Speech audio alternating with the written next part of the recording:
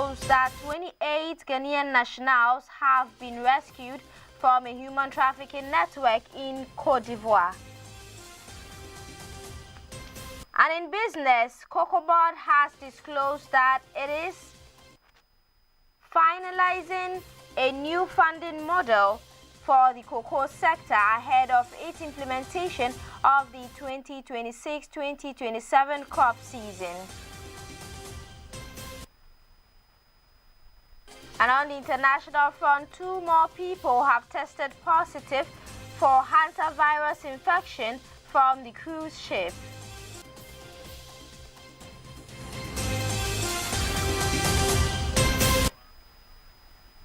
There's and many more coming up in the next few minutes. Stay with us.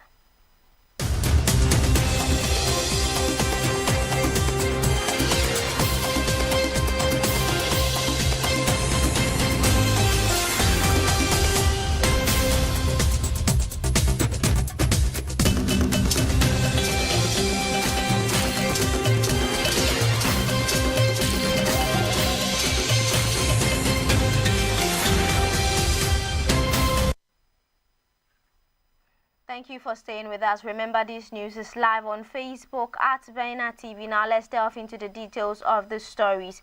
The Ministry of Foreign Affairs has disclosed that 28 Ghanaian nationals, mostly young people, have been rescued from a human trafficking network in Côte d'Ivoire and repatriated to Ghana following a coordinated cross-border security operation. In a press release on Sunday, May 10, the ministry stated that the nationals who were victims of a sophisticated human trafficking network have been rescued after a successful operation conducted by security operatives and the officials of the Embassy of Ghana in Abidjan. The statement added that the victims are now safely in Ghana and are assisting security agencies with ongoing investigations. Authorities commended Ivorian counterparts for their role in the operation. The ministry warned that trafficking network continue to target vulnerable young people with fake job and travel offers. It further urged the public to verify recruitment and travel opportunities through official channels, including the Ministry of Foreign Affairs, the Ministry of Labor, Jobs and Employment Relations, and Ghana's diplomatic mission abroad. The government under the Mahama administration said it remains committed to dismantling trafficking syndicates and prosecuting those responsible.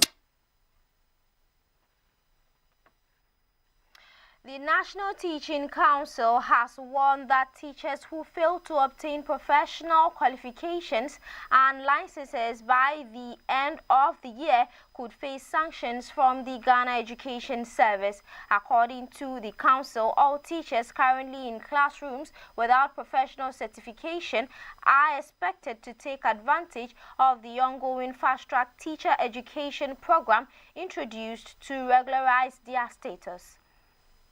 The director in charge of licensing and registration at the NTC, Francis Adai, said the council intends to complete the program for all enrolled teachers before the end of the year. He warned that teachers who fail to obtain the required license may not be permitted to continue teaching under the GES. The comments followed the NTC's recent disclosure that more than 42,000 teachers across Ghana's basic and senior high schools currently lack professional teaching qualifications. A nationwide survey conducted by the council identified about 12,279 unqualified teachers in senior high schools and more than 30,000 in basic schools. Mr. Adai revealed that the Ashanti region recorded the highest number of unqualified teachers. To address the situation, the NTC, in collaboration with the Ministry of the Education and 5 universities, has rolled out an 18-week fast-track postgraduate diploma in education program. The program is being implemented in partnership with the University of Cape Coast, University of Education Winneba, University for Development Studies, Valley View University, and University of Skills Training and Entrepreneurial Development. The initiative is aimed at helping graduate teachers without professional training obtain certification and teaching licenses as required by law. The first batch of about 1,000 1,400 teachers is expected to complete training in August, while registration for the second cohort is scheduled to open in June ahead of classes in September. The NTC says the program has been heavily subsidized, costing $5,000 for 2 semesters to make it accessible to affected teachers nationwide.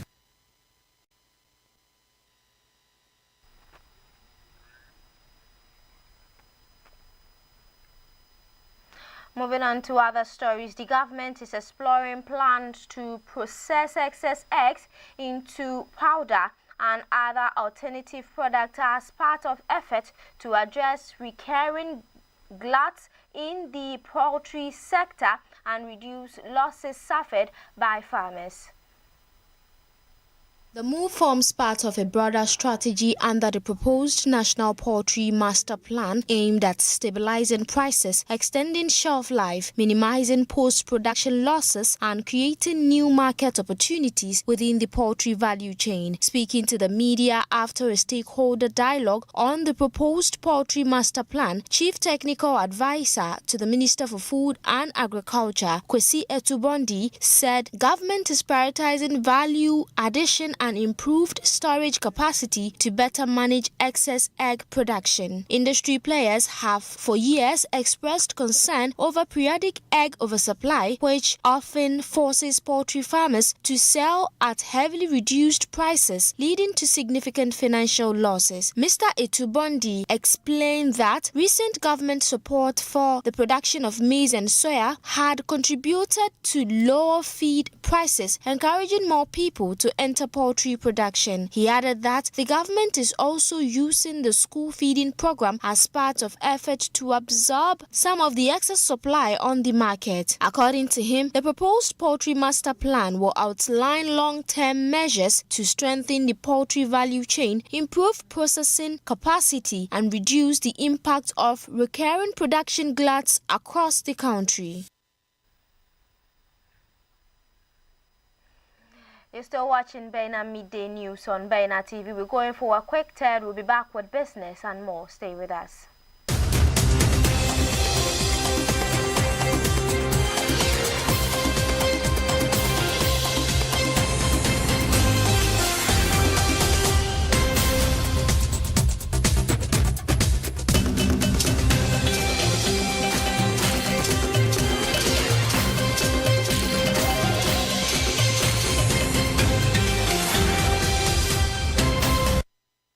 Last season, we saw incredible talent, passion, and purpose.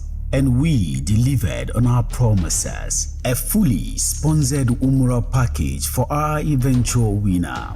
Now is your turn to stand the chance of winning a fully sponsored Umrah package, capacity building opportunities, and cash prizes.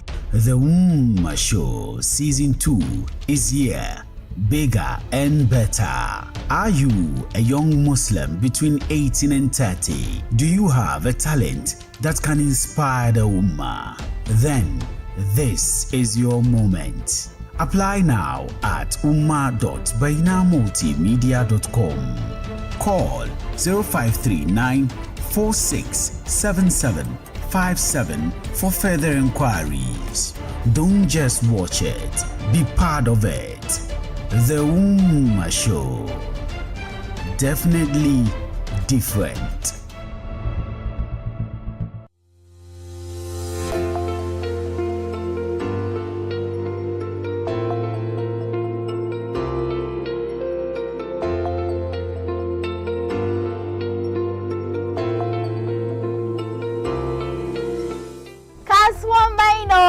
Kasuwan baina, ina masu ciniki, me kake sayarwa, abincin ci ne ko kuwa rigan sawa ne.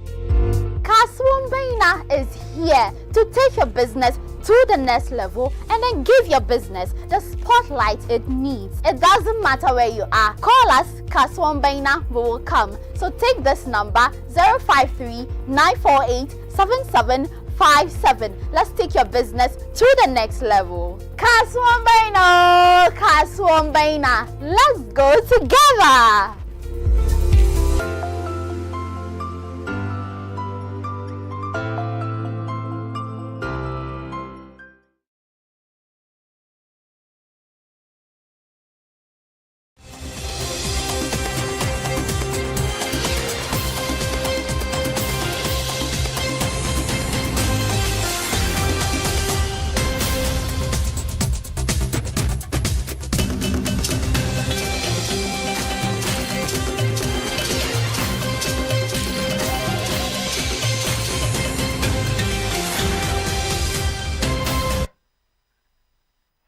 You're welcome back. If you just tuned in, this is Baina Midday News on Baina TV, and we're streaming live on Facebook at Baina TV. Now let's move on to some business story. The Ghana Cocoa Board has disclosed that it is finalizing a new funding model for the cocoa sector ahead of its implementation of the 2026-2027 crop season as part of efforts to ensure price stability and sustainable incomes for cocoa farmers. Chief Executive Officer of Cocoa Board, Dr. Randy Abe, disclosed this during a high-level panel discussion on pre-export liquidity and long-term capital at the Africa Cocoa Finance and Investment Forum 2026 held at the London Stock Exchange. Dr. Abe said Ghana's cocoa sector had for more than 3 decades relied on syndicated loans backed by forward cocoa sales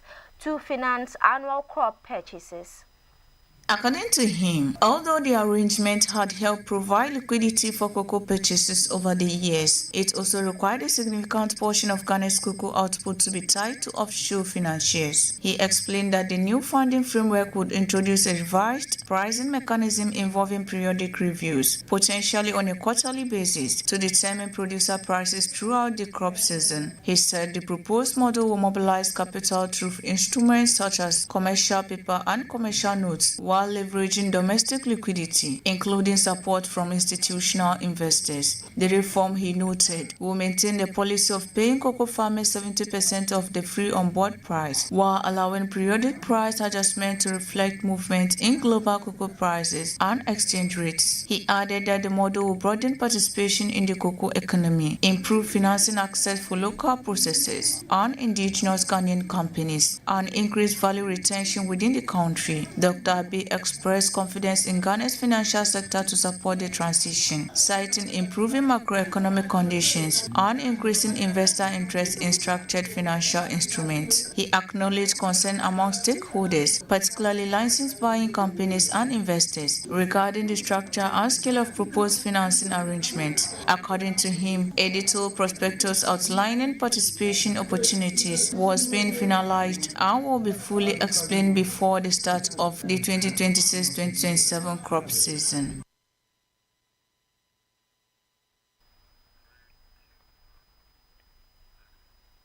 Now moving on to some news beyond our borders, a French woman and an American man have tested positive for hantavirus infections as countries around the world repatriate passengers from a cruise ship hit by a deadly outbreak. French Health Minister Stephanie Rist said on Monday that a French passenger who was on the MV Honduras cruise ship tested positive for the virus and her condition was deteriorating. Another 4 French passengers have so far tested negative, and authorities have identified 22 contact cases.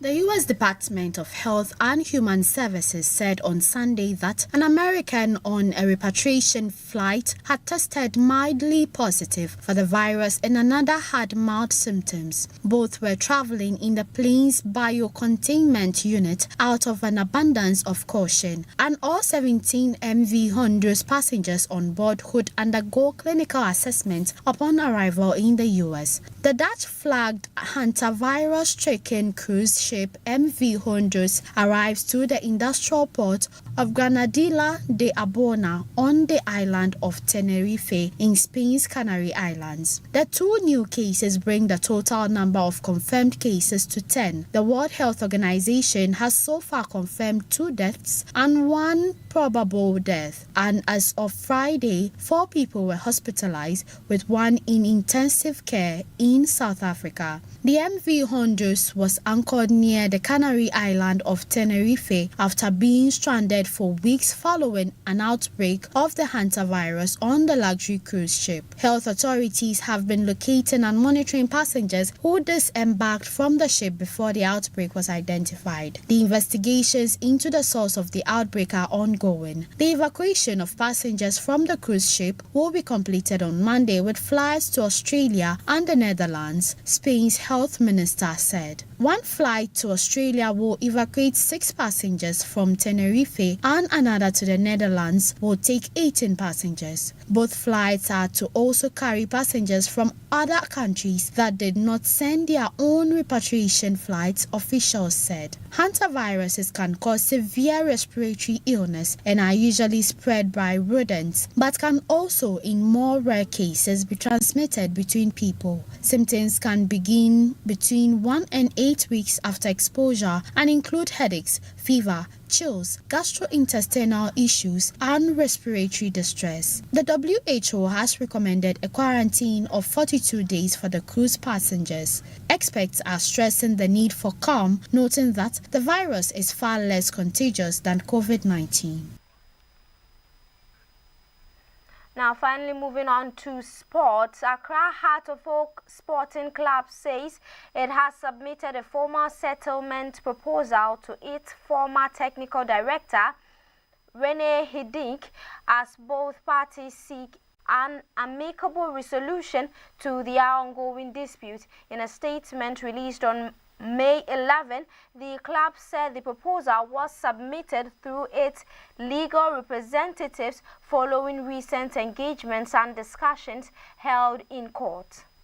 The dispute follows a FIFA ruling against Heart of Oak after Hidink sued the club over the termination of his contract. FIFA reportedly ordered the club to pay the Dutch trainee compensation believed to be around $150,000 after ruling in his favor. Hidink joined in 2023 as technical director but exited the club less than a year later under controversial circumstances. The club has also faced sanctions from FIFA, including a transfer ban over the unresolved payment. According to Heart of Oak, the settlement proposal reflects the club's desire to bring the issue to a fair and responsible conclusion in the best interest of all parties involved. The club also addressed reports and alleged leak conversations linked to Hidink, describing the development as unfortunate but insisting it would not be drawn into public commentary that could affect efforts toward a settlement. Hearts maintained that it has acted responsibly, transparently, and in good faith throughout the process while protecting both its long-term interest